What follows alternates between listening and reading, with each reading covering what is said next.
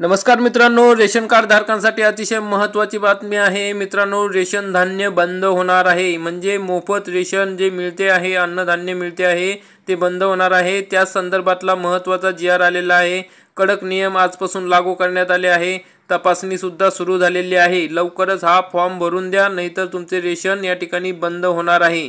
तरी मित्रांनो, यासोबत जो फॉर्म भरून द्यायचा आहे त्याविषयी आपण सविस्तरपणे या व्हिडिओमध्ये चर्चा करणार आहोत की कसा फॉर्म भरून द्यायचा आहे, सोबत कोणकोणते कागदपत्र जोडायचे आहे आणि कशा पद्धतीने नवीन नियम अटी या जी.आर. मध्ये देण्यात आलेले आहे, कोण कोण अपात्र ठरणार आहेत त्या संदर्भात सविस्तरपणे माहिती आजच्या या व्हिडिओमध्ये बघणार आहोत। तरी हा व्हिडिओ शेवटपर्यंत बघा। चॅनलवरती नवीन असाल तर चॅनलला सबस्क्राइब करा, बेल आयकॉनला क्लिक करा।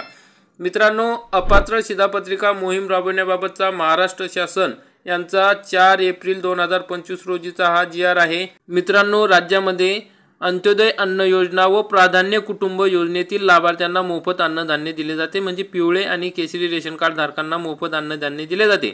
परंतु राज्याचा जो कोटा आहे 7 कोटी लाभार्थ्यांचा, तो पूर्ण झालेला आहे।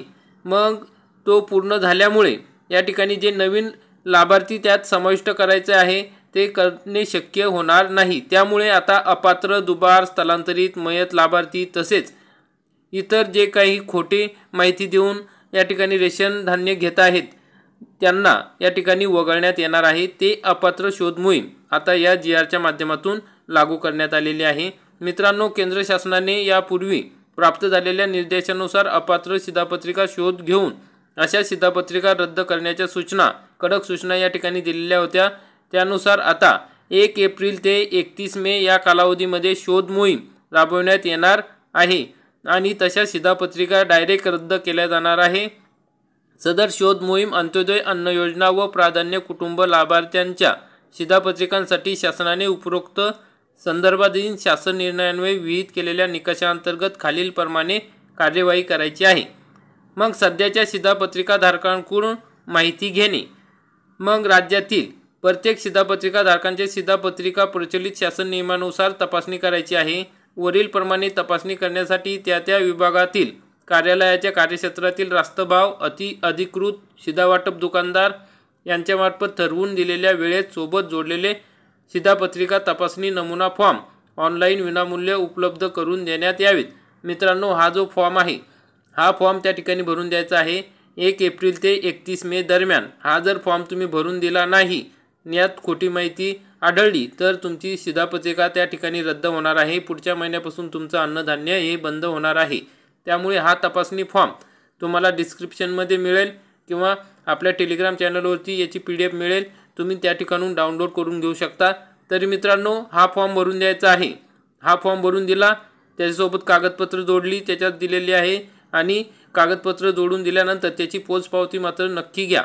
तर अशा पद्धतीने हा फॉर्म भरून द्यायचा। धारकांनी ते त्या भागात राहत असल्याचा पुरावा सुद्धा या ठिकाणी बघा हा जोडायचा आहे। कोणकोणते काय तुमच्याकडे रहिवासी पुरावा कोणता आहे, भाडेपावती, निवासस्थान आहे, त्यासोबत बँक पासबुक, विजेचे देयक, telephone, mobile number, driving licence, ओळखपत्र कोणते आहे तुमच्याकडे, आधार कार्ड आहे का, या सर्व पुरावा, वास्तव्याचा पुरावा या ठिकाणी जोडायचा आहे आणि तो पुरावा 1 वर्षापेक्षा जास्त कालावधीचा जुना नसावा।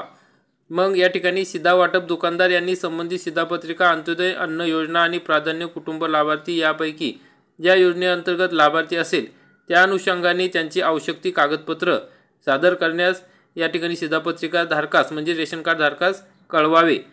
फॉर्ममध्ये परिपूर्ण माहिती भरून घेऊन व आवश्यक जुनी कागदपत्रे जोडून घेऊन सर्व फॉर्म यादीसह संबंधित शासकीय कर्मचारी, रास्तभाव दुकानदार, अधिकृत शिधावाटप दुकानदार यांनी संबंधित क्षेत्रीय कार्यालयाकडे जमा करायचा आहे। वरील कार्यवाही 1 महिन्यात म्हणजे 30 एप्रिलपर्यंत पूर्ण करायची आहे। ही कार्यवाही करण्यासाठी उचित प्रसिद्ध माध्यमाद्वारे जनतेस सहभागी होण्याचे जाहीर आवाहन करावे। मग मित्रांनो, 1 महिन्यात ही कार्यवाही पूर्ण करायची आहे। मग तुम्ही फॉर्म भरून दिल्यानंतर याची तपासणी कोण करणार आहे, कशी करणार आहे, जे फॉर्म भरून देणार आहात त्यासोबतचे कागदपत्रांची तपासणी क्षेत्रीय पुरवठा कार्यालयांनी करायची आहे। मग या ठिकाणी वरील छाननी केल्याचा वास्तव्याचा पुरावा योजनेच्या निकषानुसार आवश्यक कागदपत्रे असलेली यादी गट अ म्हणून करावी आणि गट ब मध्ये वास्तव्याच्या पुराव्यासह आवश्यक कागदपत्र सादर न करणाऱ्यांची यादी करायची आहे।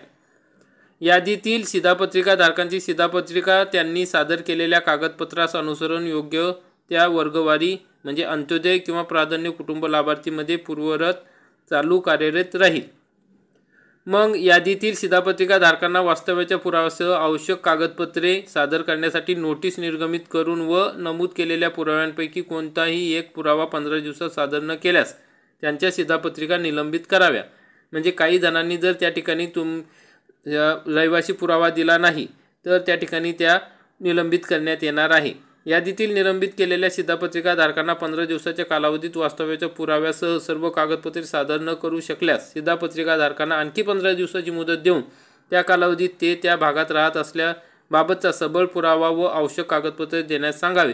आवश्यकतेनुसार वास्तव्याच्या पुराव्यासह आवश्यक कागदपत्रे देण्यास मुदतवाढ देण्याचा विचार करावा। त्यानंतर वास्तव्याच्या पुराव्यासह आवश्यक कागदपत्रे सादर करू शकत नाही अशा शिधापत्रिका रद्द करण्यात याव्यात।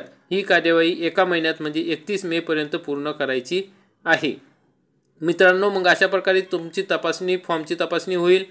कार्यवाही करताना कोणती दक्षता घ्यायची आहे तर शिधापत्रिका तपासणी करताना एका कुटुंबात एका पत्त्यावर 2 शिधापत्रिका दिल्या जाणार नाहीत याची दक्षता घ्यावी। अपवादात्मक परिस्थिती 2 वेगवेगळ्या शिधापत्रिका देणे आवश्यक असल्यास तसा निर्णय आवश्यक ती खातरजमा करून संबंधित तहसीलदारांनी घ्यावा। अंत्योदय शिधापत्रिकेमधून विभक्त झालेल्या कुटुंबास नवीन शिधापत्रिका वितरित करताना विभक्त जे कुटुंब आहे त्या कुटुंबाचा वार्षिक उत्पन्नानुसार अनुदेय असलेल्या प्रकारची शिधापत्रिका देण्यात यावी। पुराव्याची छाननी करताना संशयास्पद वाटणाऱ्या शिधापत्रिकांच्या पुराव्याबाबत आवश्यक असल्यास पोलिसांकडून तपासणी करून घेण्यात यावी। विदेशी नागरिकाला शिधापत्रिका दिल्या जाणार नाही याची काटेकोरपणे दक्षता घेण्यात यावी।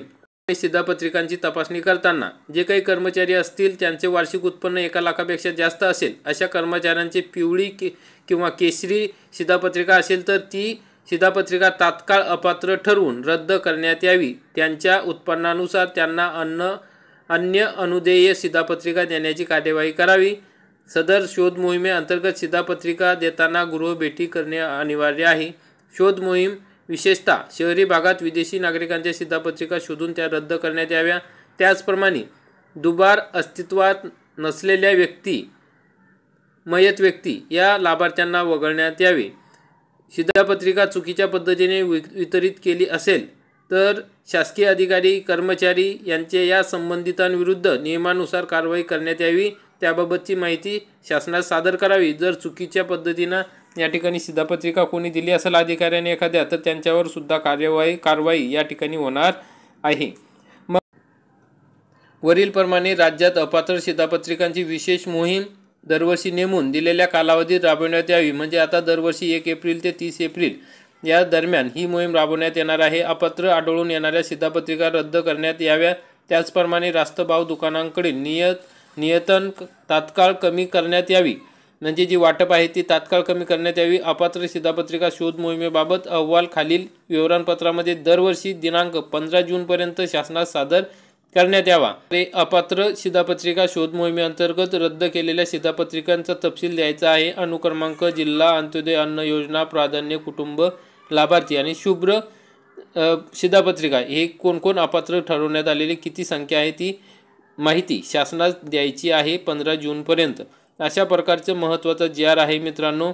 मग हा जो जोडलेला तपासणी फॉर्म आहे तो खाली आपल्याला या GRच्या खाली दिलेला आहे। इथनं आपण PDF काढून घेऊ शकता आणि त्या ठिकाणी आपण फॉर्म भरून देऊ शकता किंवा तुम्हाला रेशन दुकानातून सुद्धा या ठिकाणी हा फॉर्म दिला जाणार आहे।